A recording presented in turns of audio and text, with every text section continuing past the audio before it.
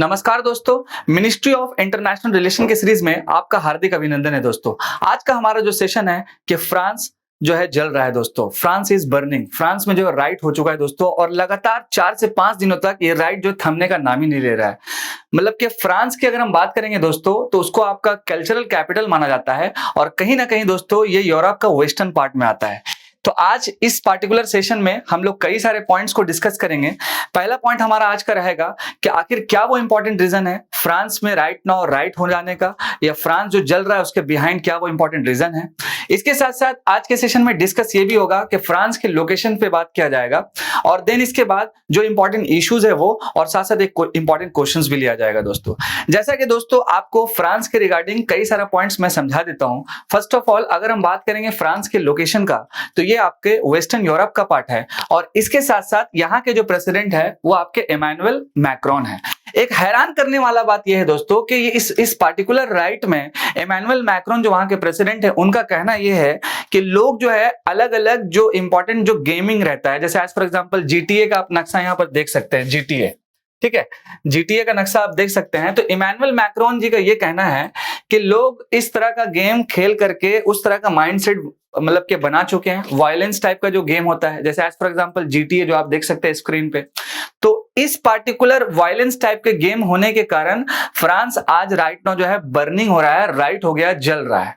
लेकिन हमको ये एंगल समझ में नहीं आया दोस्तों, बिकॉज क्योंकि जीटीए नाम का गेम हर कंट्री में खेला जाता है मैक्सिमम, तो ये तो कुछ ऐसा एंगल नहीं बना है।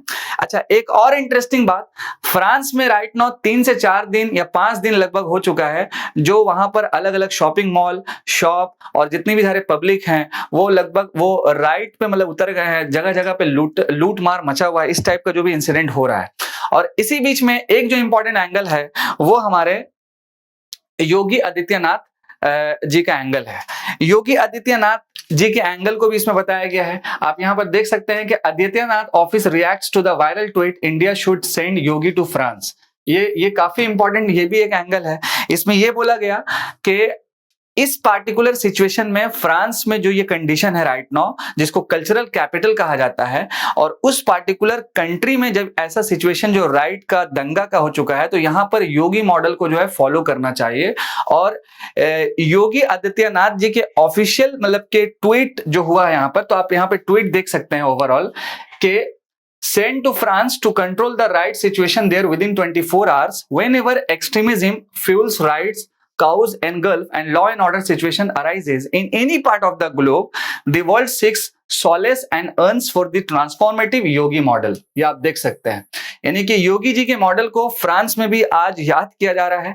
और इसके साथ साथ अगर हम बात करें प्रेसिडेंट इमैनुअल मैक्रोन का, तो जब ये बर्निंग चल रहा था, राइट चल रहा था, और राइट नाउ भी ये इंसिडेंट होता ही जा रहा है, कई लोगों का शॉर्ट डेड भी हो चुका है।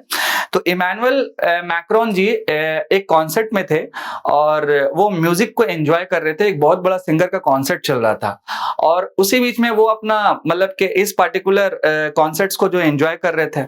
लेकिन इस बीच में दोस्तों उनको ये खबर मतलब कि आ ही चुका होगा कि मेरा जो कंट्री जल रहा है। तो हैरान करने वाला ये भी बात है कि जब आपका कंट्री इस सिचुएशन में है, तो आप म्यूजिक का कॉन्सर्ट्स मतलब कि आपको छोड़ना चाहिए, और फौरन फिर अपने जो पुलिस सिस्टम है उसको मतलब के सामने ला करके डिप्लॉय करके इस सिचुएशन को कंट्रोल करना चाहिए दोस्तों।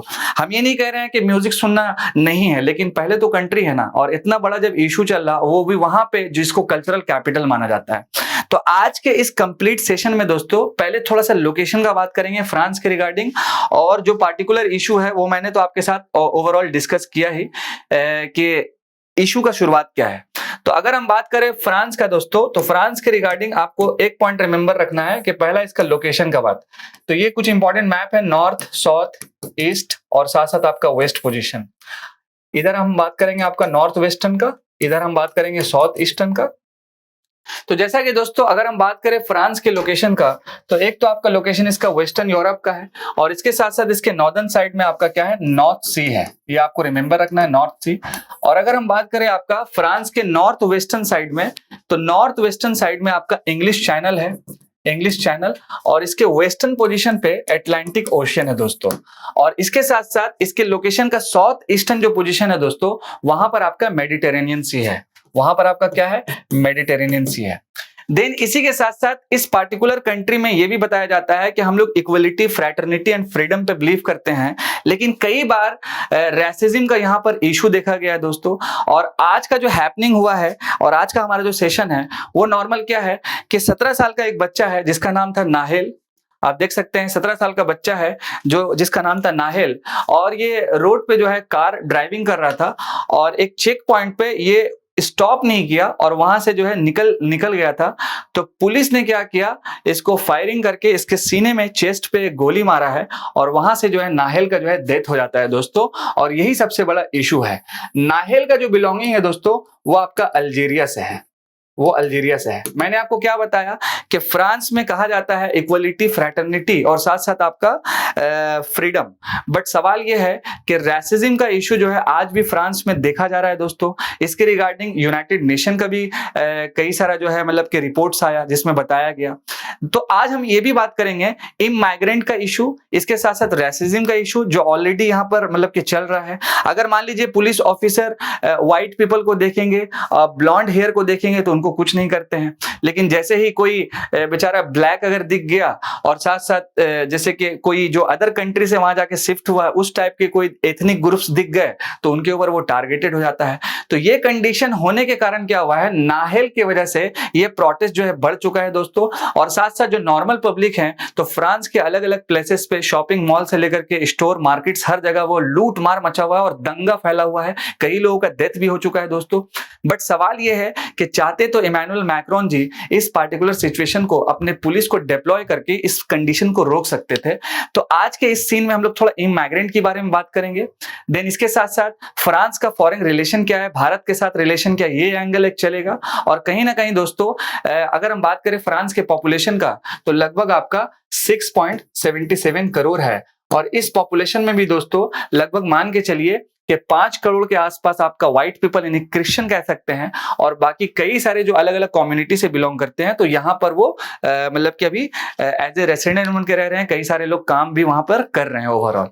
इस कंडीशन में एक रिपोर्ट और आया था टर्की की तरफ से, और टर्की ने यह कहा कि फ्रांस में राइट नाउ लगभग मुस्लिम का जो पॉपुलेशन है वो आपका 10% के आसपास में है। तो कहीं ना कहीं दोस्तों होता क्या है कि फ्रांस में जो व्हाइट पीपल लोग हैं, एक तो वो लोग शादी मान लीजिए अगर नहीं कर रहे हैं, या फिर मान लीजिए अगर करते भी हैं तो मान लीजिए कि बच्चा नहीं हुआ, लेकिन ऐसे लोग जो इमाइग्रेंट है जो वहां पर बस गए हैं जाकर के किसी और जगह से, जैसे आपका नॉर्थ वेस्टर्न अफ्रीका हो गया, देन और भी अलग अलग जो प्लेसेस है, अब वो लोग शादी किए, बच्चा हुआ, उनका पॉपुलेशन बढ़ गया, तो उस कंडीशन में क्या है वहां पर उनका डोमिनेंट बढ़ रहा है। जैसे एक एग्जांपल और भी आपको मैं दे देता हूं, जैसे आप यहां पर देख रहे हैं फ्रांस का जो फुटबॉल टीम है, यहां पर कई सारे ऐसे लोग हैं, ज्यादातर आपको ब्लैक लोग दिख जाएंगे। जैसे आपको दिख रहा होगा, ये पोर्शन दिख रहा होगा, ये पोर्शन दिख रहा होगा, और कहीं ना कहीं दोस्तों इनमें से कई सारे जो ब्लैक लोग हैं, जैसे आपको पार्टिकुलर इनके बारे में बता देते हैं, तो ये आपका इस्लाम धर्म को फॉलो करते हैं और मोस्ट पॉपुलर प्लेयर हैं फुटबॉल के। और अभी रिसेंट में फ्रांस ने जो है आपका वर्ल्ड कप में भी जो है जीत हासिल किया। इसके साथ साथ जो कतर में जो ओलंपिक हुआ था तो वहां पर भी अच्छा पोजीशन इनको मिला है। कई सारा जो भी ओलंपिक हुआ था वहां पर भी अच्छा मेडल मिला है। तो इसकी जो अलग अलग टीम है, चाहे वो फुटबॉल की हो या फिर और अलग ओलंपिक्स में हो, वहां पर गोल्ड मेडल, सिल्वर मेडल, तो काफी अच्छा पोजीशन रहा है दोस्तों। और कहीं ना कहीं दोस्तों आप देख सकते हैं कि जो ब्लैक पीपल है, यानी रेसिज्म का जो इशू है, तो ब्लैक पीपल जो है काफी अच्छा कर रहे हैं और डोमिनेंट भी कर रहे हैं। तो ये चीज पसंद नहीं आ रहा है दोस्तों कहीं ना कहीं। नाहेल का जो ये प्रोटेस्ट चल रहा है, इसका मेन कारण है कि आप किसी एक कम्युनिटी को टारगेट करके उसको अगर शॉर्ट डेड करते हैं, और भी कोई और तरीका था जिससे आप उसको रोक सकते थे, या तो मतलब कि उसका पीछा कर सकते थे, या फिर आपका जो नेक्स्ट चेक पॉइंट है वहां पर आप वायरलेस जो रहता है उसके थ्रू कुछ ना कुछ कर सकते थे। तो कई सारा अलग अलग प्रोसेस था दोस्तों जिसके रिगार्डिंग आप काम कर सकते थे। आखिर इनको गोली मारने का वो रीजन क्या था, और इसी के कंडीशन की वजह से जितने भी सारे लोग थे वो इस मतलब के बातों को सुन के, इस इंसिडेंट को सुन करके यहाँ पर जो है दंगा जो है बढ़ गया, लोगों का सेंटिमेंट हर्ट हुआ, और कहीं ना कहीं जो रेसिज्म का इशू था जो पब्लिक के बीच में चल रहा था, ये इशू राइट नाउ एक बर्निंग इशू, ये एक राइट की कंडीशन में तब्दील हो गया फ्रांस में दोस्तों। तो कई सारा एंगल हम लोग समझेंगे दोस्तों। जैसे एज फॉर एग्जांपल मैंने आपको बताया रेसिज्म के रिगार्डिंग, तो आप देख सकते हैं यहाँ पर कि United Nation rights office calls on France to address deep issue of racism in policing. देखिए ये एक्चुअल में क्या यूनाइटेड नेशन की मतलब के बात कहा गया है कि बहुत ही गंभीर एंड डीप इशू है कहाँ पे फ्रांस में रेसिज्म का, तो इसको देखना चाहिए, इसको कंट्रोल करना चाहिए। हालांकि फ्रांस जो है यूनाइटेड नेशन सिक्योरिटी काउंसिल का एक परमानेंट मेंबर भी है, और भी अलग अलग जो भी इंपॉर्टेंट ग्रुप है या फिर कह सकते हैं कि ऑर्गेनाइजेशन है, उसका हेड क्वार्टर भी जो है आपका फ्रांस में लोकेटेड है। लेकिन फिर भी वहां पर रेसिज्म का इशू थमने वाला नहीं है। जिस तरह का रेसिज्म का इशू कहां पे चल रहा था, साउथ अफ्रीका में दोस्तों, आपको याद होगा गांधी जी वाला एंगल। आइए बढ़ते हैं, कुछ इंपॉर्टेंट पॉपुलेशन के रिगार्डिंग बात करते हैं। अगर हम बात करेंगे पॉपुलेशन डेंसिटी का, तो ये आप देख सकते हैं पेरिस जो आपका फ्रांस का कैपिटल है, तो मैक्सिमम लोग आपका लगभग आपका इसी कंडीशन में मिल जाएंगे, मतलब पेरिस में आपका मिल जाएंगे। एक और इंपॉर्टेंट शहर है यहाँ का लियोन, देन आपका मार्सेली, और इसके साथ साथ आपका लेले। यानी कि कई सारा जो लोकेशन है जो आपका मोस्ट पॉपुलेशन मतलब कि डेंसिटी ज्यादा यहाँ पर लोकेटेड है, और पेरिस तो आपको पता ही है दोस्तों वहां का मेन कैपिटल है। अगर हम बात करें एथनिक ग्रुप का, तो ये हमारे सामने एक वर्ल्ड मैप है, और इसके साथ ये हमारा एक प्यारा सा भारत यहाँ पर है। लेकिन आज हम बात करेंगे वेस्टर्न यूरोप फ्रांस के बारे में और एथनिक ग्रुप्स के बारे में। तो अगर हम बात करेंगे एथनिक ग्रुप्स के बारे में, तो 2-4 पॉइंट इसमें मैं आपको बता देता हूं एथनिक ग्रुप के रिगार्डिंग। इसमें जो पहला पॉइंट है आपका कि लगभग आपका 85% जो पीपल है ये आपका व्हाइट पीपल है। पहला पॉइंट एथनिक ग्रुप्स में रिमेंबर रखना है, 85% पीपल क्या है, व्हाइट पीपल है। इसके साथ साथ नॉर्थ वेस्टर्न अफ्रीकन जो है आपका लगभग मान के चलिए 10% है, नॉर्थ वेस्टर्न अफ्रीकन। इसके साथ साथ ब्लैक जो पीपल है आपका, ब्लैक पीपल लगभग 3.7% है। और उसके बाद एशियन की अगर हम बात करेंगे तो आपका लगभग मान के चलिए 1.7% है। और अभी एक रिसेंट रिपोर्ट जो भी आया दोस्तों, तो उसमें यह बताया गया कि लगभग 10% जो पॉपुलेशन है फ्रांस में वो किसको बिलोंग करता है, तो मुस्लिम कम्युनिटी को बिलोंग करता है दोस्तों। तो रेसिज्म का इश्यू तो चल ही रहा है। और नाहेल का जो मौत हुआ शॉर्ट डेट के कारण, हालांकि कई सारा अप्लाई हो सकता था कंडीशन, कई सारा और भी स्टेप लिया जा सकता था, लेकिन नाहेल को ये मार देने से ये मामला थमने वाला तो नहीं है दोस्तों, बिल्कुल। बिकॉज यहाँ पर बहुत बड़ा चूक हुआ है, लॉ एंड ऑर्डर का चूक हुआ है, और खासकर जो प्रेसिडेंट है उनको इस सिचुएशन में बहुत ही हार्श कदम उठाना था। लेकिन आपके सामने ये सारा कुछ हुआ है दोस्तों। आप देख सकते हैं कि फ्रांस जो जिसको कल्चरल कैपिटल कह सकते थे, आज वो फ्रांस जो है दोस्तों जल रहा है। अगर हम बात करें एक और एंगल का, इमाइग्रेंट का, तो इमाइग्रेंट के रिगार्डिंग मैंने आपको एक चीज बताया कि लगभग आपका 6.77 करोड़ लोग जो है आपका फ्रांस का पॉपुलेशन है। और यहाँ पर आजकल क्या है कि इमाइग्रेंट लोग बढ़ रहे हैं। आप देख सकते हैं यहाँ पर कि झोपड़पट्टी टाइप का बना हुआ है, कैंप लगा हुआ है पूरा। और इमाइग्रेंट दैट इज कॉल्ड, जैसे कि नॉर्थ वेस्ट अफ्रीकन से लोग आ रहे हैं, इसके साथ कई लोग एशियन हैं, कई लोग ब्लैक्स भी हैं, मुस्लिम का पॉपुलेशन भी बढ़ रहा है। तो जिससे जो फ्रांस के व्हाइट पीपल हैं उनको भाया नहीं जा रहा है, और रेसिज्म का इशू आए दिन वहां पर सुनने मिलता है। और पुलिस का जो ट्रीटमेंट भी होता है दोस्तों, तो वो व्हाइट पीपल के साथ अलग होता है, और बाकी जो अदर जो पीपल है जो इमाइग्रेंट है उनके साथ कुछ अलग सा मतलब होता है दोस्तों। और आपको कमेंट सेक्शन में ये जरूर बताना है कि ये जो पार्टिकुलर इंसिडेंट हुआ फ्रांस जैसे कंट्री में जिसको कल्चरल कैपिटल माना जाता है, और इसके साथ साथ कहा यह भी जाता है कि एक बिजनेस मॉडल माना जाता है, और कई सारी चीजों में फ्रांस आगे भी है, तो ये सिचुएशन तो होना नहीं चाहिए। तो यहाँ पर इमैनुअल मैक्रोन को क्या वो इंपॉर्टेंट स्टेप कदम उठाना चाहिए, और क्या क्या जो प्रोसेस करना चाहिए। फर्स्ट ऑफ ऑल मेरे अकॉर्डिंग वो जो म्यूजिक के कॉन्सर्ट में थे, तो न्यूज तो सुन ही रहे होंगे, तो उनका पहला कंडीशन ये था कि पुलिस को डिप्लॉय करना चाहिए, इश्यूज को रोक देना चाहिए, और साथ साथ जितना भी पुलिस फोर्स डिप्लॉय होता, तो कहीं ना कहीं दोस्तों ये जो बर्निंग हुआ फ्रांस में राइट नाउ ये नहीं हो पाता। इसके साथ साथ अगर हम बात करें दूसरे एंगल का, तो दूसरे एंगल में एक इंपॉर्टेंट है कि नाहेल को शॉर्ट डेट क्यों किया गया, तो जस्ट लाइक रेसिज्म, तो रेसिज्म पे कुछ ना कुछ हार्श जो है आपका कदम उठाना होगा। और कहीं ना कहीं जो जो बड़ी बड़ी ऑर्गेनाइजेशन है जैसे यूनाइटेड नेशंस है, या कह सकते हैं और भी जो बड़ी ऑर्गेनाइजेशन है, इसको भी जो है फ्रांस के खिलाफ कुछ ना कुछ कदम उठाना होगा ताकि वहां पर रेसिज्म को रोका जा सके।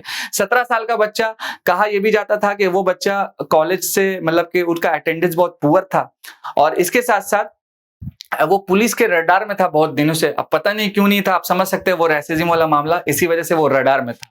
तो इमाइग्रेंट का इशू, देन इसके बाद आपका एथनिक पॉपुलेशन और बढ़ता हुआ पॉपुलेशन मतलब कि मुस्लिम का, ये सारा बहुत बड़ा इशू है दोस्तों यहाँ पे।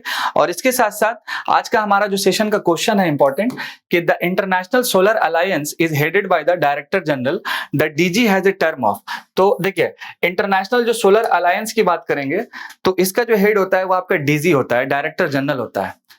तो डायरेक्टर जनरल का टर्म कितना होता है? Option number A 4 year, 6 year, then आपका 5 ईयर और लास्ट वन आपका 2 ईयर। तो कमेंट सेक्शन में इसका आंसर आप जरूर दीजिएगा। जाते जाते 2 पॉइंट और बताएंगे दोस्तों। अगर हम बात करेंगे भारत के फ्रांस का रिलेशन का, तो काफी बेहतरीन रिलेशन है, अलग अलग डायमेंशन भी है। और इसके साथ साथ अभी रिसेंट में राफेल का इशू चल रहा था, तो वो भी पॉइंट आपको रिमेंबर रखना है। मैंने आपको शुरू में एक बात बताया कि फ्रांस जो है कई सारे ऑर्गेनाइजेशन का हेड ऑफिस, हेडक्वार्टर वहां पर ही है। जैसे एज फॉर एग्जांपल अगर हम बात करें हेडक्वार्टर का, तो आप इसको लिस्ट में लिख लीजिएगा।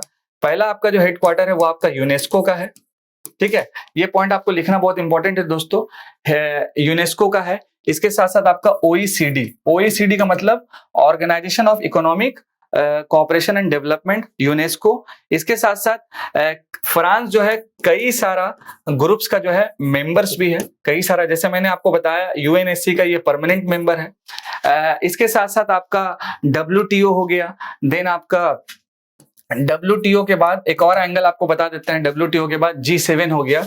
तो यहां पर आपका जो है फ्रांस का जो है ये आपका मेंबर है ओवरऑल। और कहीं ना कहीं आपको नेटो का नाम भी याद रखना है, नॉर्थ अटलांटिक ट्रीटी ऑर्गेनाइजेशन। तो आज का हमारा जो क्वेश्चन है, तो कमेंट सेक्शन में आप जरूर उसका आंसर्स कीजिएगा, और इसके साथ साथ मैंने जो भी क्वेश्चन पूछा उसका जरूर आप आंसर्स दीजिएगा। कहीं ना कहीं दोस्तों इमैनुअल मैक्रोन का ये बहुत बड़ा फेल्योर है इस पार्टिकुलर कंडीशंस को लेकर के, और कहीं ना कहीं दोस्तों इस कंडीशन को, जो ये भी सिचुएशन क्रिएट हुआ है, इसको रोका जा सकता था, लेकिन due to failure of governance ये इंसिडेंट जो है ज्यादातर बढ़ गया दोस्तों। और अभी राइट नाउ फ्रांस जो है जल रहा है, और राइट नाउ भी इंसिडेंट चल रहा है दोस्तों। आई होप कि जल्द से जल्द ये इंसिडेंट थम जाए, और आपकी यूपीएससी की प्रिपरेशन में ये जो टॉपिक है दोस्तों आज का, ये कहीं ना कहीं आपका GS4 केस स्टडी में भी जाता है, और इसके साथ साथ GS2 आपका पॉलिटी एंड गवर्नेंस में भी जाता है, और साथ साथ इंटरनेशनल रिलेशंस का भी पार्ट है।